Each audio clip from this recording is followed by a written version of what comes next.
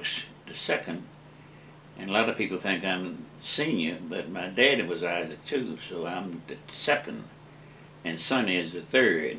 People ask me my application, what do? I don't fish, I don't hunt, none of those things. I said, talking is mine, and writing.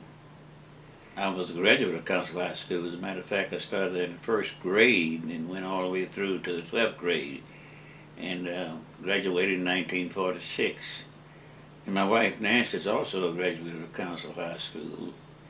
And her brother, Dr. Carl Palmer, is a graduate of Councill High School, the last graduating class there. He was valedictorian of his class. I got a job at Councill as a teacher. When the first job at Councill as a teacher was a 7th grade class. That's before I got into high school, 7th grade class. I walked into that 7th grade class, and I never shall forget it. This is vivid as if it were yesterday. 7th grade class had 70 children in it. 70 students in the class. I looked at it then, I said, I may have made a mistake in my mind. I said, I may have made a mistake. I said, now about the best I'm going to be able to do is keep these kids from mauling each other, that many. But I established a rapport then. I even carried my my saxophone over there a couple of times.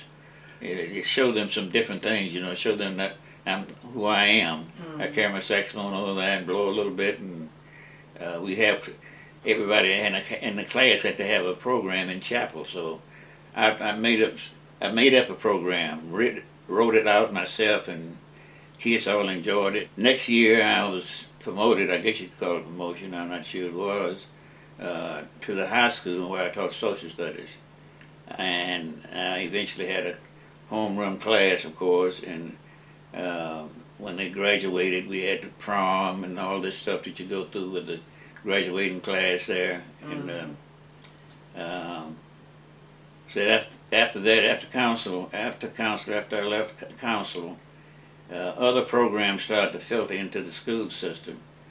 And from that point on, when I went back to teach at Councill, as I was saying earlier on, we were just talking here, teachers were there who were there when I was a teacher. When I was a student, who was still there, the teachers were still there. Mm-hmm. It was the most difficult thing for me to call them by their first names. I couldn't do it. Because in those days, not like it is today, we respected and worshiped our teachers, you know. Right. And they would always be Miss Finn, Miss Gandy, and Miss Swope. I'm throwing out some names here of teachers. Miss Swope, I remember her because she helped me through college, and that's a sort of a twist there. And the twist is, when I went to college, it was $20 a quarter, and it was 3 of us in there, me and my sister, 2 sisters, and we didn't have it. I didn't have any books, didn't have the right kind of clothes to wear.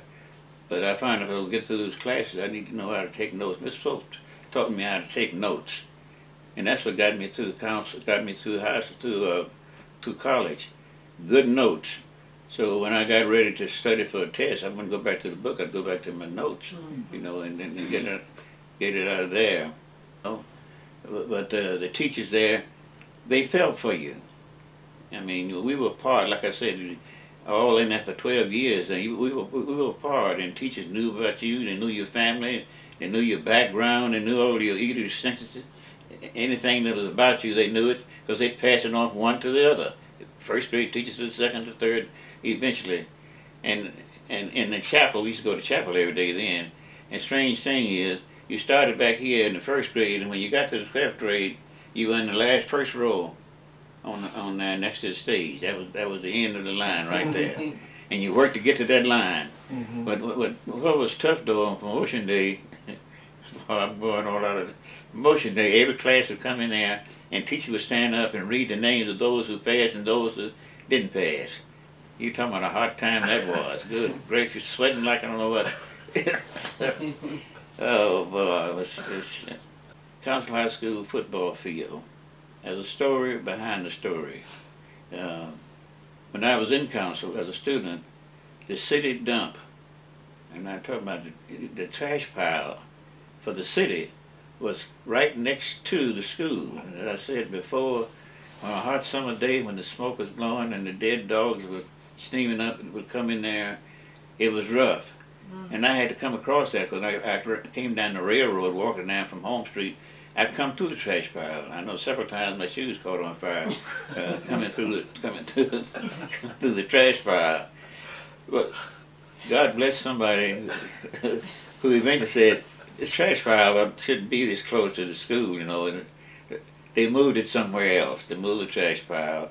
And when they moved the trash pile, we wanted somewhere to play. You asked me early on in this exercise, you know, where they played, and I couldn't give you an explicit answer there because I couldn't name the place, but I know that it wasn't there. But then after they got there, a group of people in the community said, let's get our own stadium.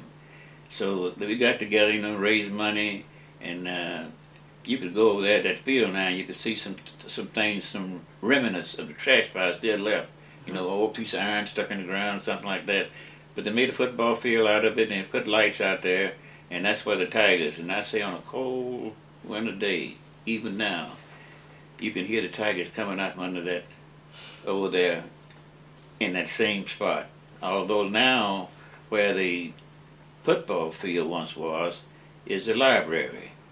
That's a transition from a trash pile to a football field to the library. That's a sort of I never thought of it like that myself. Population of the city was about 16,000. We knew where everybody lived, and you could go up on the street on Sunday, up on Church Street, which was the main street for us then. That's where the movie show was. That's where the Sugar Bowl was, the little cafes and things like that, and see almost everybody. And you know all of the black people lived down in what they call the Grove. Now, why they call it the Grove is beyond my comprehension. I don't know that how it got that name. And then there's a place they called Georgia. You know, they had another name down there for that. But we lived on the west side. Most blacks on the west side, and the rest down on that south side of town. Now, but there were little houses. There were houses where buildings are now, and sometimes I can't figure out what was that at one time. You know. I know there was a swimming pool right there, going up what street was that, can't remember the street now, but the swimming pool, and it was fenced in because we couldn't get in there. It was for the other people, you know. But it was small communities, and the mom and pop stores are still, you know, there. Where you go to the store, and you know we'd go down to Tuminellas around the corner there, and buy 2 cents a bag of crackling.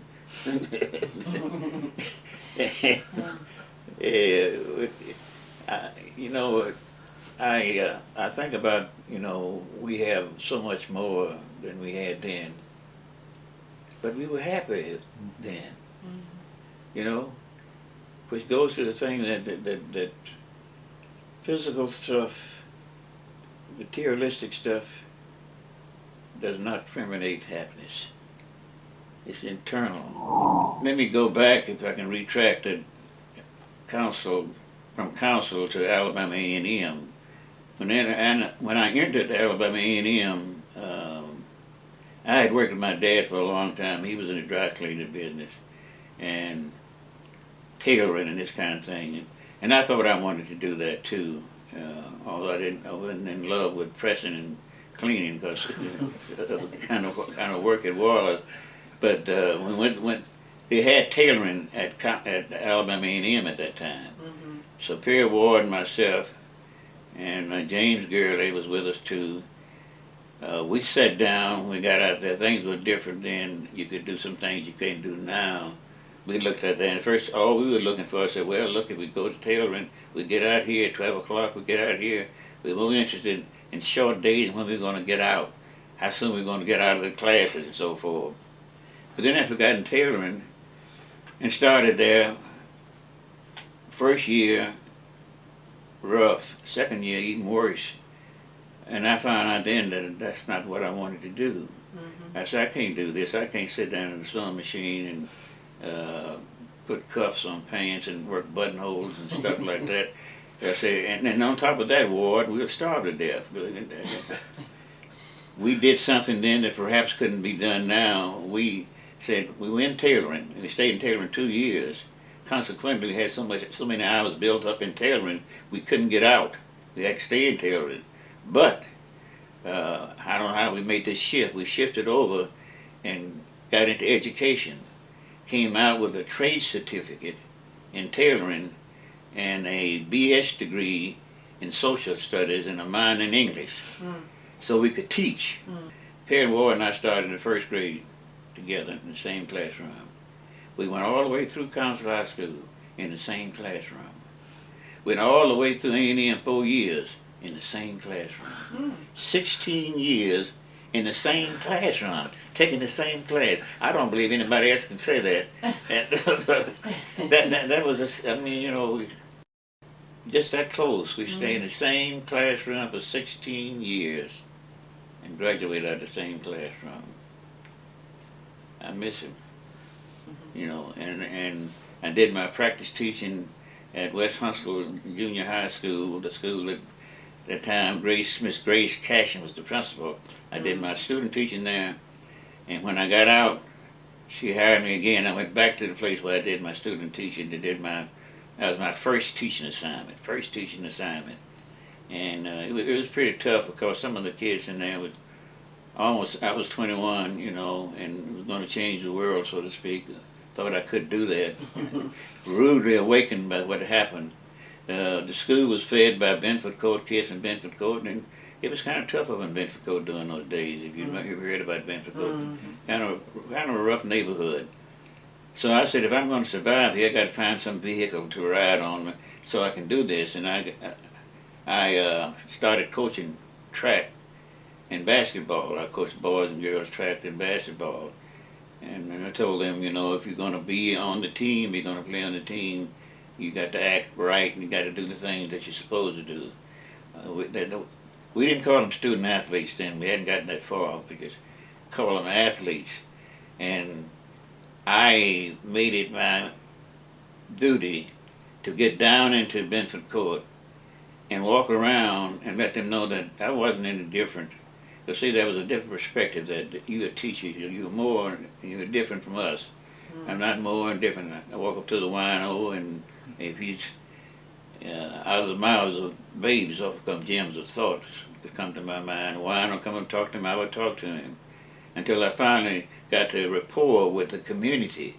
I could go out anytime I wanted to, at night, day, or whatever it is, leave my car, and somebody don't borrow that car, that's Rooks' car. But see, I had to buy my way in there and let them know that I was a person just like they. The only difference was I had a different kind of job. Well, I stayed there for, let's see, how long did I stay at West End, I think 5 years. My freshman started at West Huntsville Junior High School, which was a county school at that time. And from there, I went back to Councill. After I left there, I went back to Councill. Okay. And then came back to West Huntsville, which is then the name had changed. It didn't have a name, but integration had moved students around and shifted around demographically. They couldn't all go up to Calvary Hill, so we got to reopen this school, which was a frame building located on Clemens Street. We got to send them back over there. Didn't have a name, and I think I'm the only person in the history of the school system who named the school without any kind of thing brought before the board or anything else. I said, the school's got to have a name, and it's on the west end of town, so let's call it West End Elementary. We call it West End Elementary, and that's the name that stuck. Okay. It was West End Elementary till I tore it down. It was that name. I named it. I'm always naming something. When I left Councill and went to West End, went back to West End after I went to Councill. I went to Councill, taught there for I think 5 years. Then I came back to West End, and it was a center then, an education improvement program, a program sponsored by the Ford Foundation for $2 million, and it was there to help disadvantaged young people who at this time, there were no kindergartens in Alabama at this time. So this was for 4 and 5-year-olds. It was in the city and the county, and they taught the early childhood education. I was assistant director of that program for 3 years. Subsequently, became director of that program. Before it ended, it was a 5-year program, and I was director in the last 2 years. Those last 3 years, I was director of that program. Growing out of that was another program, comprehensive child care program, and it was also for underprivileged children, but it was funded by the State Department. Different funds for that. It was funded by the State Department. And I stayed there until that program ended, and then moved into some other areas there. I was director of staff development at one time. I was the parent involvement coordinator for Title I program. And let's see, what else did I get digging into? Those were the two basic ones that I was a part of. And then after that, I moved into some other areas there. Community education. That was a community education program in the school system, which worked with parents and students, mainly people who are out of school. It was in the evening where they could get courses like English and math and so forth. And I was director of that program. And then after that, I got into adult education. So when I finally got out of the teaching profession as such, I'm still teaching. When I got out of the teaching profession, I was the director of the managers, I think they called it then, the manager of adult and community education. In a nutshell, that was my teaching career in the school system. And when I say that I'm still a teacher, because that's what I am, was a teacher. While at Alabama A&M, I always was interested in sports. And when I got at A&M there, Ralph Lee, who was an English teacher, was a PA announcer, the guy that announces games, not on the radio, but to the field announcers, what I guess you actually would call it. When he stopped, I took that over. And that was my first experience with, second experience with the microphone, because we did have a little of that at Councill too. I mean, Mr. Coma was a teacher over there. We had a little booth on some telephone poles sitting up in the air there, and we did a little of that there. I was Coach Kellum's statistician. He didn't have such a thing as that then. And I started to try to write things for the program, because they weren't getting coverage. The black students weren't getting coverage. The black players weren't getting that much coverage in the newspaper. So I asked Coach if I could write something and carry it over there, and I did do that. I wrote, summed up the games and took it there, but when I got the newspaper back, it was always cut down, and sometimes the wrong player running a touchdown. And so I went back over there. I'm not going to call the name of the man who was the director, who was the sports editor at that time, but before I got back, he called Coach Kellum and told him, said, "Don't send Rooks over here anymore. He's trying to tell me how to run the newspaper." So when I got to that, I had a little bit of doing that at Alabama A&M. And in 1960 was a changing part in my life. There was a big change in my life came up that time. 1960, WUP had come to town. The first black radio station, black-owned radio station in Alabama. And they started broadcasting the games, and a guy by the name of Paul White was the broadcaster, but somehow or another he and Mr. Garrett, who was the owner of the station, didn't get along, and I had been hanging around the booth, just hanging around. He asked me, he said, do you want to do this? I said, well, I'll try. And first time I was scared to death. The first time, and, on the microphone, because you look at the microphone, you know that you don't see anybody, but you know there are a whole lot of people listening out there getting ready to cut you to pieces if you didn't do it as well as they thought you should have done. But I took the job, and from that job, I stayed on it for 44 years. 44 years I was the play-by-play announcer of the Bulldogs, and still carries the title of the voice of the Bulldogs. those experiences there would take another hour or two to go through some of the things I went through back in the 60s. When I started in the 60s, of course, you couldn't stay in a motel. Not then. So we sometimes had to sleep in the car. Sometimes we sleep in a boarding house if we could find one that we wanted to go in. But that wasn't always good. I can remember one that paper thin walls and some on the other side saying, "Put the gun down," So we crawl under bed, and it's just all kinds of different experiences back in those days. Things were so much different than what they are now. Even in the broadcast field, we couldn't talk back to the station. We had to we'd get connected to the station, and then they'd say, "Yes, you're coming through." After that, we didn't know whether we were coming through or not. We kept broadcasting. While in high school, I think at the risk of being redundant, I'm going to go back just a little bit here. And I said we sang in the choir, three of us, Terry Ward, Bill Bearden, and myself.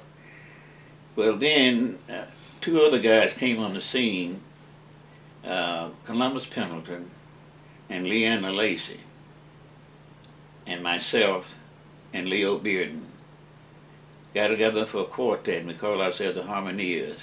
Miss Ganney was with us at some time. She had some music. Sometimes we'd sing music, but most of the time we'd go by ear, All of us had pretty good ears, could hear.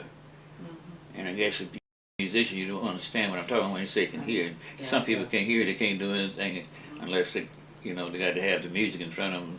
But we had pretty good ears, and we sang in that choir and in that quartet for years. And never shall forget, we stopped, scattered around, and 35 years went by before we ever sang together. And we came here in this house back there in that kitchen, stood around that table back there, and did about 15 or 20 songs that we still knew. No music, no nothing. As a matter of fact, I got a tape of that thing somewhere back there, and all that stuff I got back there. But that's one of the highlights, and I still like to sing. Music, is. I like all kinds of music, but I'm a straight ahead man. I like the straight ahead stuff, and I played a little alto saxophone until I couldn't play what my head was telling me one thing, but his horn wasn't telling me the same thing. I couldn't.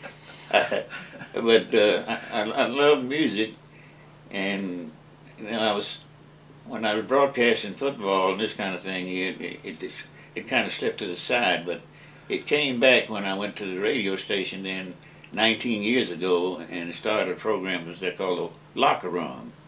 And at first it was about 10-minute show, and then it got to 20 minutes and 30 minutes. And we talk about sports and local sports, national sports around the world, this kind of thing. And I always would tell somebody, I would try to get somebody, as a matter of fact, right now, if I can make it a contemporary thing, on this Tuesday, my special guest will be John Feinstein. John Feinstein is one of the finest sports writers in the country. And we can get these kind of people. We get these kind of people to come on. No pay is involved in it all. Because I always tell them, so this is a school, this is an institution of higher learning, and we want to use you, as an example. So if I get John on, we won't just talk about different things in sports. I might ask him the question, now John, if someone wanted to follow in your footsteps in terms of writing, what are some of the basic things that he or she should have to know? And almost every one of them, I talked to Robin Roberts, I had her on the show too. I've had some big people, and I had Kareem Abdul-Jabbar on the show. When I asked him to do, said, what would you tell them two things? And I'm a stickler for this, right even to this day, and that's communication skills. You got to be able to communicate orally. You got to be orally, and you got to be able to put it down on paper. If you can't communicate, you're going to have problems, no matter what you get into. So that's the way I'm still teaching. Even on the radio, I say that we have a disclaimer at the beginning of our show.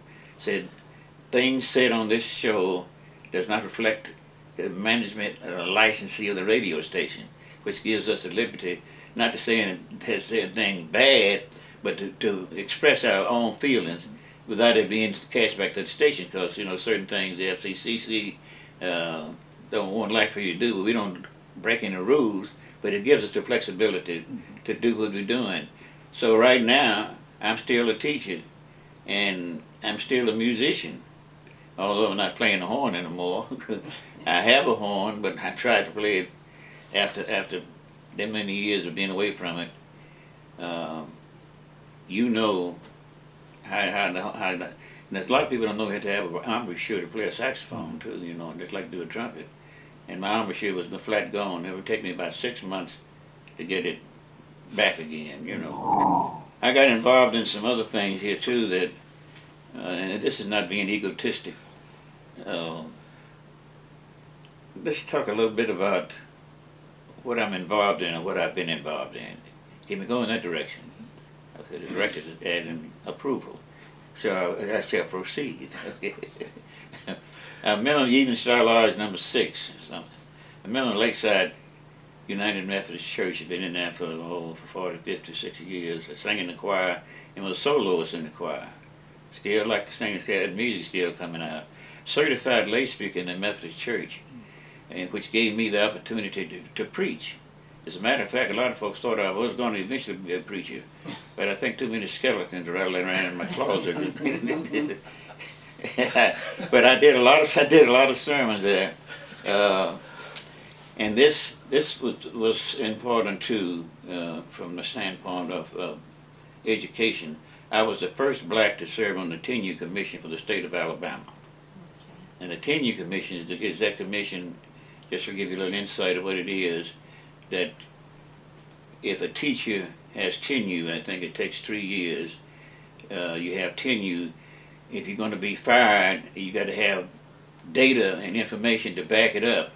And this commission would have cases where people have been fired or moved from place to place or something, and we'd have to read all of the briefs and all that stuff. But I stayed on that for 7 years, much too long. I was listed Personality of the South in 1972. I don't know where they got that from. I just got a book and said I was listed as Personality of the South in 72. And in 72, I was also the Distinguished Young Black Americans in 1972. 2 other things there. Television and radio. A whole new story. Another volume. Another volume. I started in radio first. Then WHNT, Channel 19, wanted to mix up something. So there was a preacher by the name of Harrison McMahon who liked to sing and liked to talk. Harrison McMahon and myself got together, but before I could do that, I had to go up there and audition. They set me behind a desk and gave me some paper to read and so forth. And I got the job. It wasn't really a job. We weren't making that much, but we'd come on every week. The show was named Viewpoint. Viewpoint was the show. So we stayed on that 15 years. And I stayed on there. Mac is dead now. But we never got down to the one that's on Home Street now. I think it's at Home Street, I believe it is. You know, they used to both TV stations used to be on the mountain. Mm-hmm. In 19 moved down, didn't get a chance to serve on that. But I did get the chance to work in television. So I've had a taste of television, I've had a taste of radio. And sports speaking at news was another job that I enjoyed doing. It gave me a chance to write. And I was the anchor man for the first coaches show ever at Alabama A&M. I wrote for Speaking Out News for 8 years. And I wanted to do Councill High School. We got back to Councill again, didn't we? Got back to Councill again. I wanted to do the history of Councill High School athletics. Consequently, there was nothing written down where I could grab hold to, so I could go back to my memory, what I remember. Of course, when I was with Coach Kellum, I got involved with the team and this kind of thing. But before him, Richards, J.H. Richards was the coach, and he had players, and some of those players were still around, still living. So I went to players and got their input from them. It was a work of love, because it was hard work, you know, going to people and getting them to tell you what happened during the time that they were playing, what kind of system they used, and all this kind of thing. And I wrote 5 parts. I still have those 5 parts. I think I told you that before. I still have those 5 parts that I wrote on it. and brought it all the way up to, went back as far as I could go when they were playing the single wing in the Notre Dame box. And I'm getting into some football stuff here now. But, and I carried it on up to 65 when the school, closed down. I got that far. Naturally, there's some holes there. Consequently, you couldn't get it all. But I think I did a pretty good job. And that's a piece of work that I was going to incorporate in my writing that I started to do. If ever I get a chance to do that, and get up enough nerve to start. Starting is the hard part.